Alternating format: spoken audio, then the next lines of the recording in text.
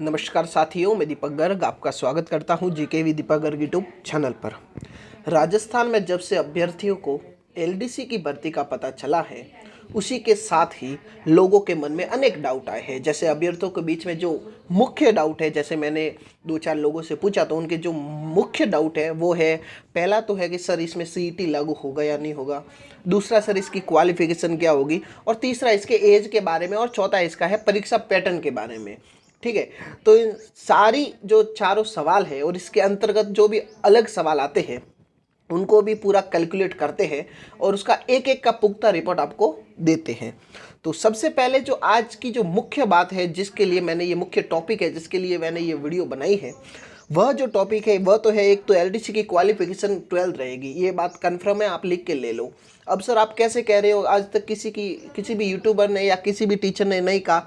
तो मेरे पास रिपोर्ट है, पूरा पुख्ता रिपोर्ट है। मैं कभी भी जो बात करता हूँ एकदम पुख्ता रिपोर्ट करता हूँ, एनी टाइम जो है सबूत साथ रखता हूँ। ठीक है, तो आपको दिखा दूंगा और साथ ही मैं आपको बताऊंगा कि एलडीसी पर सीईटी भी लागू होगा। इतना भी मैं आज ही कह रहा हूँ, सीईटी भी एलडीसी पर लागू होगा और एलडीसी की जो क्वालिफिकेशन है वह भी 12th ही रहेगी। ठीक है, तो अब लोगों के मन में डाउट हो रहा होगा कि सर आपको कैसे पता। तो चलो जानते हैं और आपको भी समझाता हूँ कि कैसे एलडीसी की क्वालिफिकेशन 12th रहेगी और सीईटी किस प्रकार लागू होगा, किन परीक्षाओं पर लागू होगा, किस प्रकार से सीईटी होगा और किन किन भर्तियों पर सीईटी। हालांकि सीईटी जो लागू होगा वो 2 शेड्यूल में जारी हुआ है। कैसे हुआ है मैं आपको इस वीडियो में आगे बताता हूँ। ठीक है, अगर आप इस वीडियो पे नए हो तो आप चैनल को सब्सक्राइब कर लो, जो आगे आने वाली कोई भी इंफॉर्मेशन हो या आपको राजस्थान जीके पढ़ना हो, किसी भी रिलेटेड एजुकेशन के रिलेटेड, या जो कोई वर्तमान में अभ्यर्थी है उसको ये जो अपना यूट्यूब चैनल है उसको सब्सक्राइब करना चाहिए। ठीक है, और इसके बारे में जो मैं ये आज बताऊंगा, जो प्रेस रिपोर्ट आई है उसकी जो पूरी रिपोर्ट चाहिए तो आप मेरे टेलीग्राम ग्रुप जिसका नाम है जीके विद दीपक गर्ग, वहाँ से जुड़ सकते हो। ठीक है, तो चलिए शुरू करते हैं। सबसे पहले जो आज का टॉपिक है कि अब एलडीसी की क्वालिफिकेशन होगी 12th। सर कैसे होगी, तो इस वीडियो में अपन देखेंगे। दूसरा हम देखेंगे कि सीईटी का सर्कुलर डीओपी साइट पर हुआ जारी। अब सीईटी क्या है सर और डीओपी क्या है, ठीक है, तो जानते हैं एक एक के बारे में। चलो, ये जो देखो क्या है, government of Rajasthan department of personal. अब ये देखो, पहले डेट देख लो आप, 23/5/2022, मतलब आज है 24, कल ही जारी हुआ है ये जो नोटिफिकेशन आया है सीईटी का। ठीक है, द राजस्थान सब ऑर्डिनेट एंड मजिस्ट्रेचर सर्विसेज, मतलब कॉमन एलिजिबिलिटी टेस्ट, सीईटी। देखो, कॉमन एलिजिबिलिटी टेस्ट सीईटी 2022 के बारे में जो प्रेस रिपोर्ट आई है उसके बारे में अपन जानते हैं। हालांकि ये 7-8 पन्नों की रिपोर्ट है, लेकिन इसमें मैं वही बताऊंगा जो आपके काम का है, वरना बाकी सब मैंने पढ़ लिया है। आपको जो चीज़ चाहिए थी वो मैं एक एक आपको बता दूंगा, आपको पूरे पढ़ने की जरूरत नहीं है। हालांकि अगर किसी को इच्छुक है कोई अभ्यर्थी के, नहीं सर मैं तो पूरा ही पढ़ूंगा कतई जहर, तो भाई मैंने अपने टेलीग्राम ग्रुप जो जीके विद दीपक गर्ग है उस पर मैंने डाल दिया है, आप अपना पूरा देख सकते हो। और जो जो कंक्लूजन मैंने निकाले हैं कि ये आपको देखने चाहिए, वो भी मैंने टेलीग्राम पर अलग अलग तोड़ कर मैंने डाल दिए हैं। ठीक है, तो शुरू करते हैं। सबसे पहले देखो, सीईटी क्या है। सीईटी होगा एक कॉमन एलिजिबिलिटी टेस्ट जो साल में एक भी हो सकता है और एक से ज़्यादा बार भी हो सकता है। सीईटी का मतलब होगा कि किसी भी एग्ज़ाम से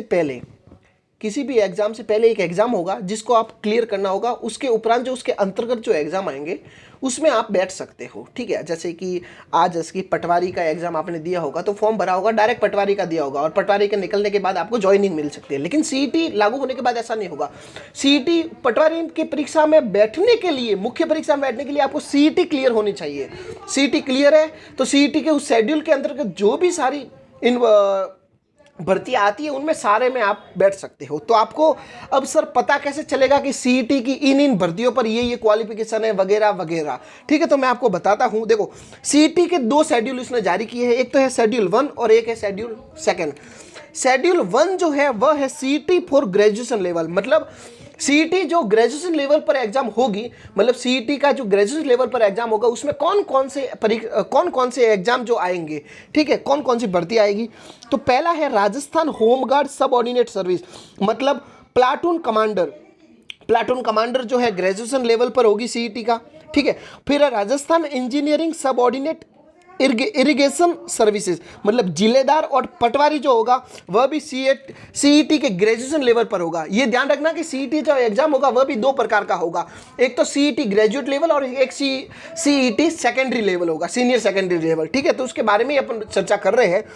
तो जो ग्रेजुएट लेवल का होगा वो होगा जूनियर अकाउंटेंट का होगा, तहसील रेवेन्यू अकाउंटेंट का होगा, सुपरवाइजर वुमेन एम्पावरमेंट का होगा और सुपरवाइजर का भी होगा, और एक डिप्टी जेलर और हॉस्टल सुपरिटेंडेंट ग्रेड सेकंड का होगा। ठीक है, ये जो सारे 8 के 8 एग्जाम है यह सीईटी का एग्जाम करवाएगी और ग्रेजुएट लेवल पर होगा, मतलब सीईटी का वही जो इसमें अभ्यर्थी बैठेगा जिसके ग्रेजुएशन होगी। ठीक है, तो सर आपने तो थंबनेल में लिखा है कि एलडीसी होगी 12th बेस पर, सर इसमें क्या लिखा है? तो पहले आपका ये एग्जाम, ये जो प्रश्न है ये तो यहाँ ही क्लियर हो जाता है कि देखो इसमें ग्रेजुएट लेवल में कहीं दिखा रहा है आपको एलडीसी, नहीं दिखा रहा है सर। तो सर इसमें नहीं दिखा रहा है, इसका मतलब क्या हुआ? जरूरी थोड़ी ना कि इसमें नहीं दिखा रहा है तो एलडीसी सीनियर सेकेंडरी लेवल पर ही होगी। सर आगे भी जुड़ सकता है, बिल्कुल जुड़ सकता है, लेकिन उसके बारे में भी एक और प्रेस है, मैं आपको बताता हूँ। ये तो हो गया शेड्यूल फर्स्ट, जैसा कि मैंने आपको बताया था कि दो प्रकार के शेड्यूल हो गए, शेड्यूल फर्स्ट जो ग्रेजुएट लेवल का होगा और शेड्यूल सेकेंड जो सीनियर सेकेंडरी लेवल का होगा। अब देखो शेड्यूल सेकंड देखते हैं अपन, इसमें क्या है? CET for senior secondary level, मतलब जो 12th बेसिस पर जो सीईटी एग्जाम करवाएगा उसके अंतर्गत कौन कौन सी भर्तियां होगी, तो उसके बारे में अपन चर्चा करते हैं। सबसे पहला है जो राजस्थान फॉरेस्ट सबऑर्डिनेट सर्विसेज, मतलब फॉरेस्टर और फॉरेस्ट गार्ड वगैरह जो है वह 12th बेस पे होगी, सीईटी भी 12th बेस पर होगी। 12th वाले अभ्यर्थी उस सीईटी में बैठेंगे, उसमें पास होने के बाद फॉरेस्टर वगैरह इसमें जो भी ये 7 एक भर्तियां है उसमें सारे में अपन एलिजिबल हो सकते हैं। सर इसमें भर्ती कौन कौन सी है देख लो। फिर इसमें हॉस्टल सुपरिटेंडेंटल, ठीक, बाद में ये जो तीनों है ये देख लो, clerk second, clerk grade second, junior assistant और क्लर्क ग्रेड सेकंड, मतलब राजस्थान सेक्रेटरीट मिनिस्ट्रेटिव सर्विस मतलब सचिवालय में, और राजस्थान सब ऑर्डिनेट सर्विसेज मिनिस्ट्रेटिव सर्विस मतलब ये, और राजस्थान पब्लिक मतलब आरपीएससी। एलडीसी के 3 भाग होते हैं, एक सेक्रेटरी मतलब सचिवालय, और एक होता है सब ऑर्डिनेट, और एक होता है आरपीएससी। मतलब इन तीनों की जो भर्तियां होती है वो एलडीसी के अंतर्गत आती है, मतलब अगर आप एलडीसी फाइट करते हो तो इन तीनों डिपार्टमेंट में आप लगते हो, जिसमें सबसे जो टॉप का डिपार्टमेंट है वह है आरपीएससी तथा सेक्रेटरीट है, लेकिन लास्ट वाला जो है वह सब ऑर्डिनेट है। ठीक है, तो ये जो तीनों है वो एलडीसी से रिलेटेड है कि एलडीसी की भर्ती भी, इसका मतलब ये जानकारी हमको मिलती है कि एलडीसी 12th लेवल पर होगी। ठीक है, क्योंकि देखो ये सीईटी करवाएगा सेकेंडरी लेवल, क्योंकि सीईटी के सेकेंडरी लेवल का होगा, इस कारण आप कह सकते हैं कि जब CET secondary senior secondary level का है तो इसका मतलब एलडीसी का जो एग्जाम होगा वह भी सीनियर सेकेंडरी लेवल का होगा, मतलब 10+2 प्लस RSCIT का होगा। इसके अलावा सर और कौन कौन सी है तो मैंने बता दिया, forester, hostel superintendent, clerk grade second, junior assistant clerk grade second, और जमादार ग्रेड सेकंड, और कांस्टेबल भी होगा 12th पास पर होगा, और कांस्टेबल भी में सीईटी लगेगा, ये ध्यान रखना, कांस्टेबल में भी सीईटी लगेगा, मतलब जो वनडे एग्जाम होते हैं लगभग उनमें सीईटी लग जाएगा। ठीक है, तो ये आपको सूचना देनी थी। आप देखो पूरा देख सकते हो वापस कि जो ग्रेजुएट लेवल में है उसमें कौन कौन सी भर्तियां है, तो प्लाटून कमांडर, जिलेदार, patwari, junior accountant, tehsil revenue, supervisor women employment, supervisor, deputy jailer और हॉस्टल सुपरिटेंडेंट ग्रेड सेकंड। ठीक है, और जो सीनियर सेकेंडरी लेवल पर जो सीईटी एग्जाम करवाएगा वो है forester, hostel superintendent clerk grade second, junior assistant clerk grade second, और जमादार ग्रेड सेकंड, और कांस्टेबल का कि जो भी एग्जाम होगा वह भी साथियों 12th बेस पर होगा, और उसमें भी सीईटी लगेगी। अब सर ये तो ठीक है, आपने बता दिया कि 12th बेस पर एलडीसी का होगा और सीईटी लग सकता है। तो ये बताओ सर कि एलडीसी पर जो सीईटी है वो इसी वर्ष लगेगा कि अगले वर्ष? तो देखो अगर मेरे हिसाब से कहूँ तो ये हो सकता है कि देखो जिस प्रकार से प्रेस ने रिपोर्ट निकाली है इतना जल्दी, तो अपन कह सकते हैं कि वर्तमान में देखो 3 ही भर्तियां बची है बड़ी बड़ी, एक तो एलडीसी, एक वुमेन सुपरवाइजर और एक जूनियर अकाउंटेंट की शायद। ठीक है, तो इन तीनों की भर्तियां अभी बची है, तो मे भी इसमें 2 रीजन हो सकते हैं। देखो या तो अपन कह सकते हैं जितनी जल्दी इन्होंने सीईटी का नोटिस जारी किया है उसके अकॉर्डिंग क्या पता इन तीनों में भी इसी वर्ष चालू कर ले सीईटी और इसके अंतर्गत करवा ले एग्जाम,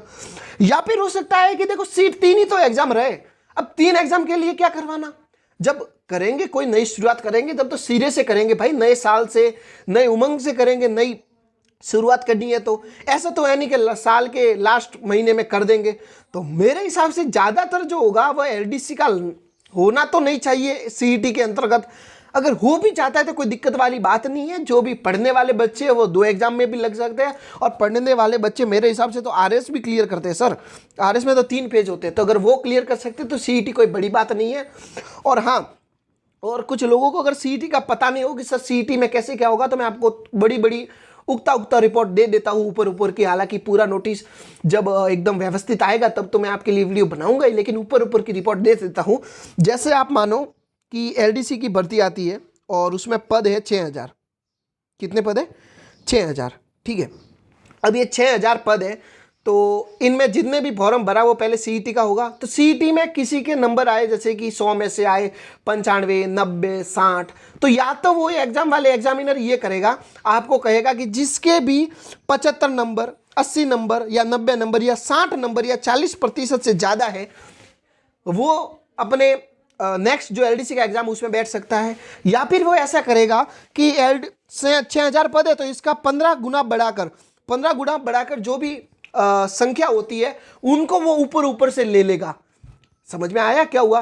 जैसे कि 6000 का 15 गुना, जो 90,000 जो भी संख्या होती है, मतलब 90,000 जो विद्यार्थियों को लेना है, तो उसमें जो सीईटी में जिसमें टॉप 90,000 में आएंगे उनको ले लेगा। ये तो ये हो सकता है, ये इसमें होने की थोड़ी कम संभावना है। अगर मेरे हिसाब से कहूँ ना, तो वो मैक्सिमम, अगर मेरे हिसाब से कहूँ तो वो ये करवाएगा कि सीईटी के बेस पर वो आपको परसेंटेज दे देगा कि सीईटी में जिसके भी 60% से ऊपर बने हैं, 70% से ऊपर बने या 40% से ऊपर बने, वो इस एलडीसी की भर्ती की प्रक्रिया में जुड़ सकता है, इसमें बैठ सकता है, इसमें नौकरी ले सकता है। ठीक है, तो मेरे हिसाब से ये होना है। बाकी भविष्य है, भविष्य के बारे में देखते हैं क्या होता है। तो मिलते हैं अपन नेक्स्ट वीडियो में। ये आपके लिए जो हाल ही में रिपोर्ट आई थी, इस कारण मैंने बता दिया, मैंने कि लोगों को अवगत कराते हैं इससे। तो अगर आपको ये वीडियो पसंद आई है तो वीडियो को लाइक करें, तथा हमारे चैनल पर नए हैं तो चैनल को सब्सक्राइब करना ना भूलें। हम मिलते हैं नेक्स्ट वीडियो में। और हाँ, जिस किसी को भी ये नोटिस पूरा पढ़ना है कि नहीं सर हमें पूरी एक एक रिपोर्ट चाहिए, तो वो अपने टेलीग्राम पर ग्रुप बना हुआ है जिसका नाम है जीके विद दीपक गर्ग। क्या नाम है? GK with Deepak Garg. GK with Deepak Garg जो टेलीग्राम ग्रुप है, उसमें जो भी नई नई रिपोर्ट आती है, नोटिफिकेशन आता है, भर्तियों का रिजल्ट आता है, उसमें मैं डाल देता हूं, तो अब उससे भी आप जुड़ सकते हो। ठीक है, तो मेरे साथ जुड़ने के लिए धन्यवाद। मिलते हैं नेक्स्ट वीडियो में।